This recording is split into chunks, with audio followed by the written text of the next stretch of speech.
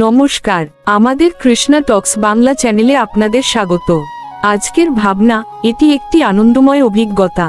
আমরা জীবনে আনন্দ খুঁজি ক্ষণস্থায়ী বস্তু, সম্পর্ক বা সফলতার মধ্যে, কিন্তু সেই আনন্দ চিরস্থায়ী হয় না। তবে আত্মার স্বরূপ হলো আনন্দ। যখন আমরা এই বাইরের সুখের আসক্তি ছেড়ে দিয়ে আমাদের অন্তরের মূল আনন্দের সাথে যুক্ত হই, তখনই তা ট্রুলি আনন্দময় অভিজ্ঞতা হয়ে ওঠে। সেই আনন্দ বাইরের কোনো ঘটনা নয়, তা হলো ভগবানের সাথে আমাদের চিরন্তন সংযোগ। এই সংযোগেই স্থায়ী আনন্দ।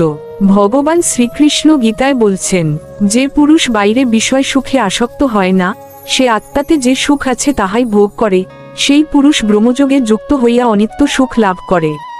শ্রীমদ্ ভাগবত গীতার ৫ম অধ্যায়ের ২১ নং শ্লোকের ভাব অনুসারে, আসুন ক্ষণিকের অভিজ্ঞতা নয়, চিরন্তন আনন্দময় অভিজ্ঞতাটি লাভ করি।